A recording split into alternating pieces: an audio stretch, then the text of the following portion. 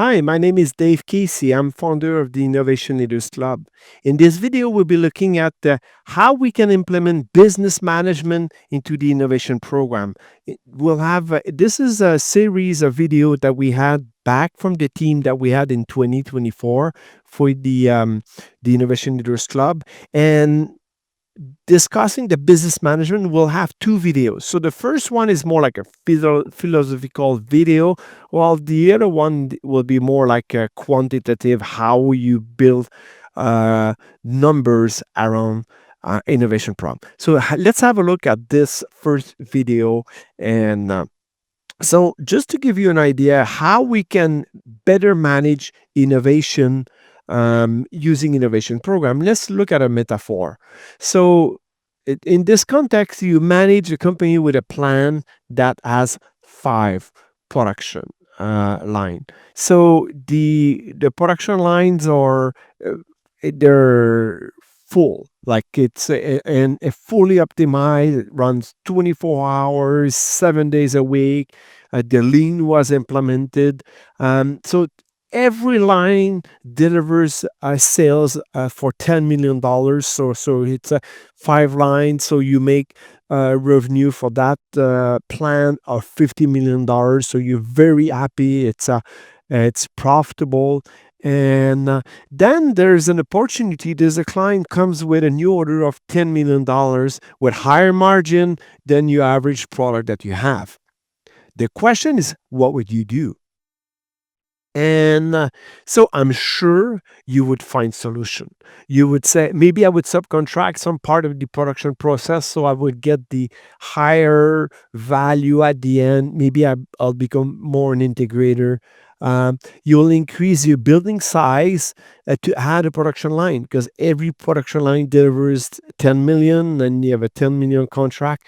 And what is interesting, that contract, they're willing to sign that contract for 10 years. So it will pay for the extension of the building and the production line. And then you may acquire an underutilized plant. So you would increase capacity through another location and others. But the thing is, you would find solution. And the issue is, when it comes to innovation, it has the same issue. If you're looking at the innovation opportunities that you have right now, you have more innovation opportunities than you have capacity. And there's a lot of those opportunities that are being left on the table. So the question is, how much are we leaving on the table? And ultimately, the key question is, do we have the optimum capacity to maximize profitability? And that's a question that I often ask to senior managers, and I ask them, do you have the optimum capacity? Maybe you have too much innovation capacity or not enough? How do you know that you have the right amount right now? And this is really difficult to say.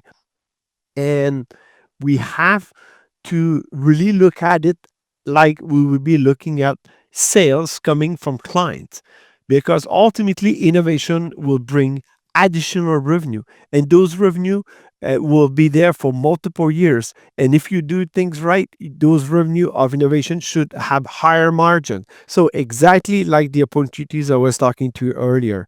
But the issue is, we do not act the same when it comes to innovation.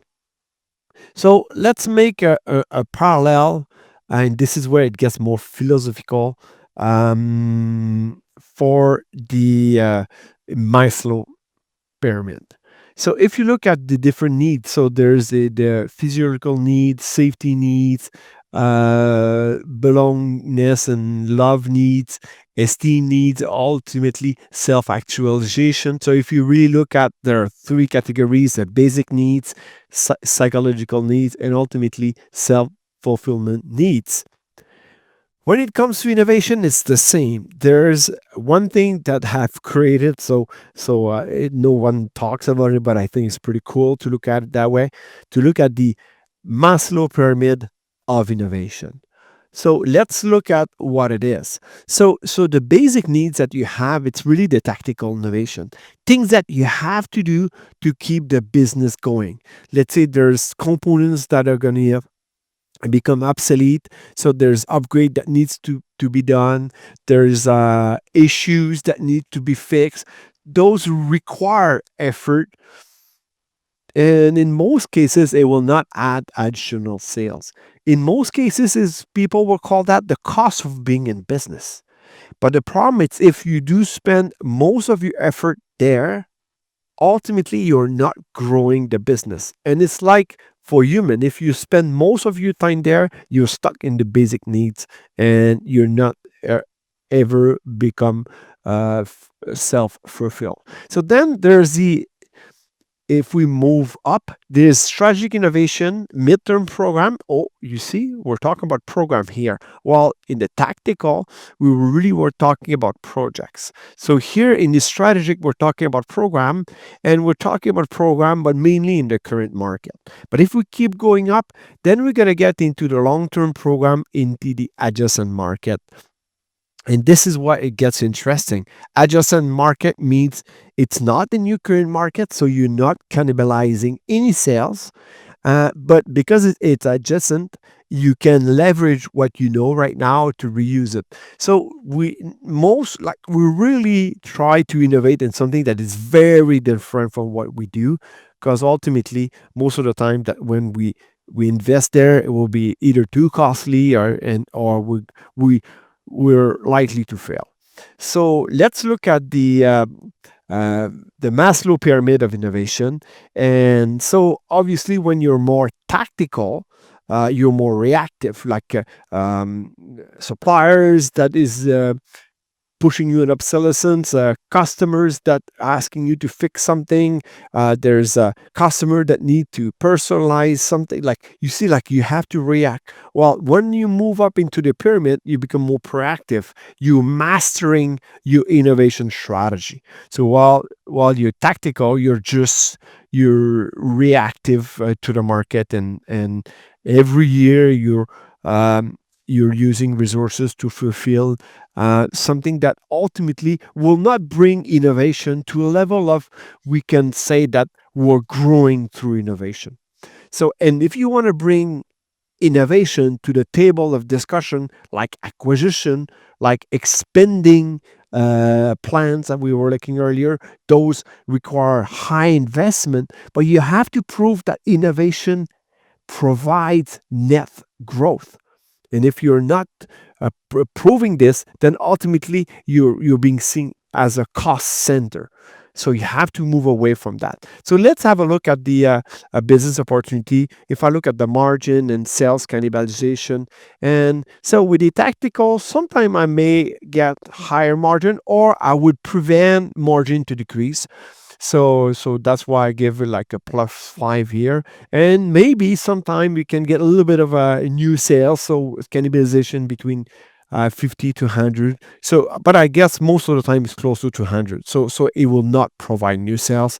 Um, but as you move up into the pyramid, then it provides higher margin and you see less cannibalization. So +5, +10, don't worry about it. It's more like look at the rational that it's like we double the additional margin. Well, when we get into the strategic long-term adjacent market, then we can get into adjacent market with something newer, so we can uh, get much more higher margin. But what is very, very interesting, it's the low cannibalization, next to zero in most cases.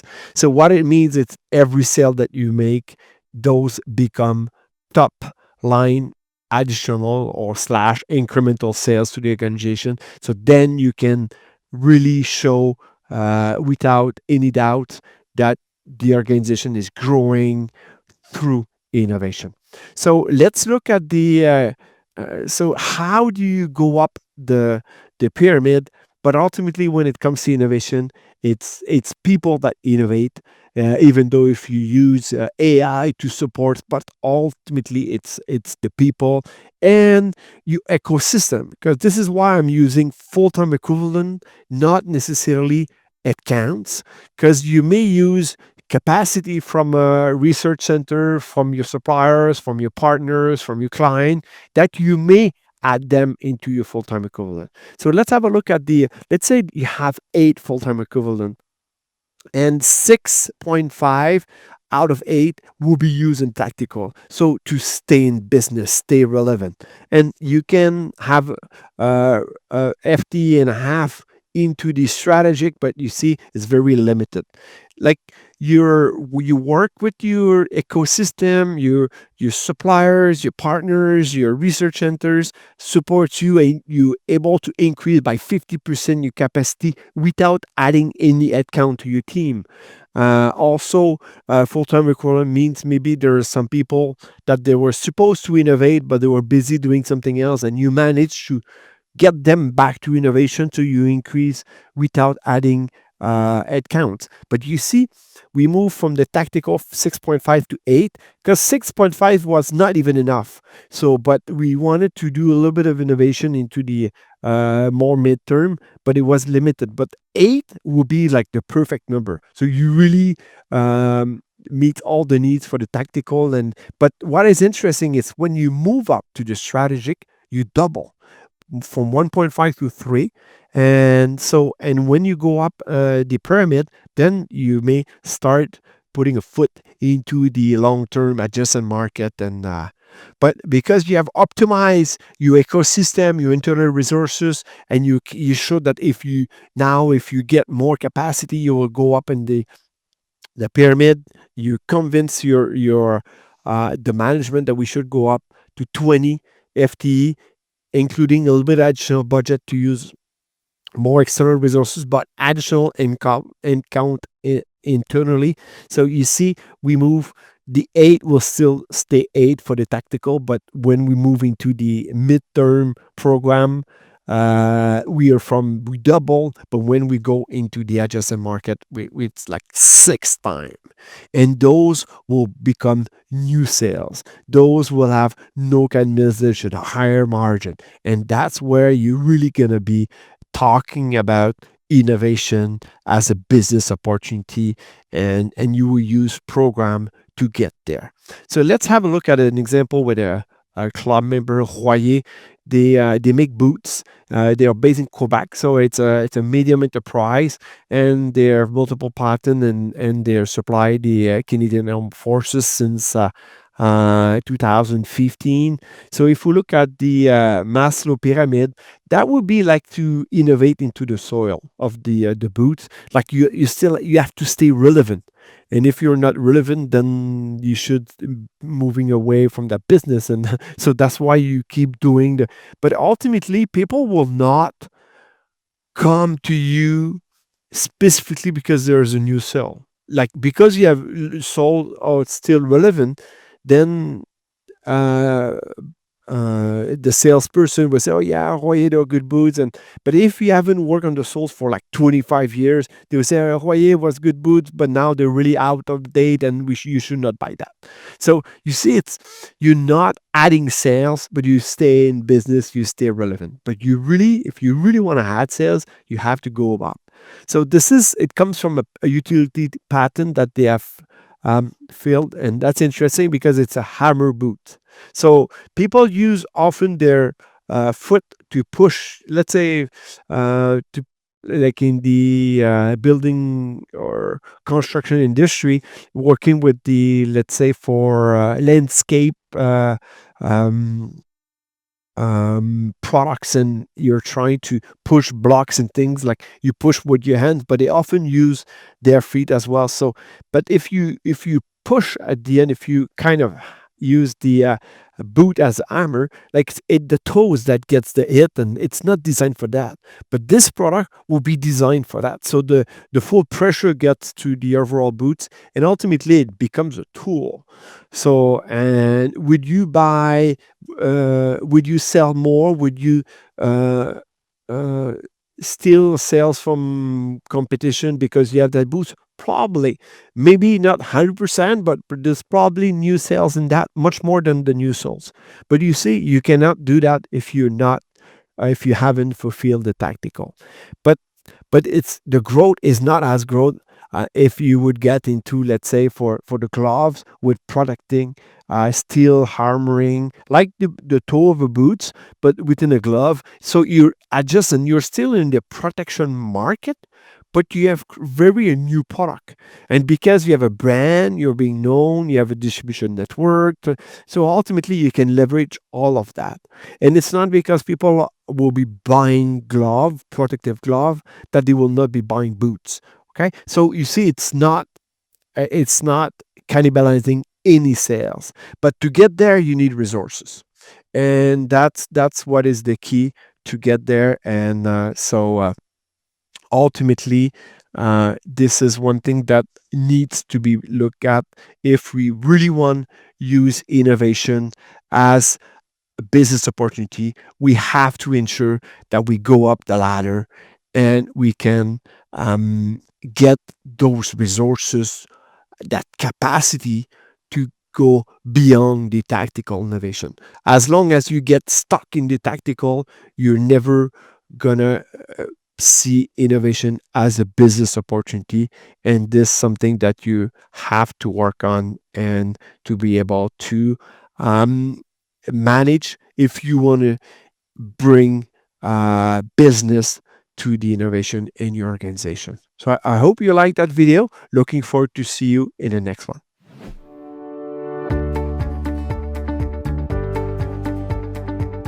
If you haven't already done so, you can get your hands on our popular 60-page visual guidebook for free. Click the link in the description below. Don't hesitate to watch the next video to learn even more about innovation management practices.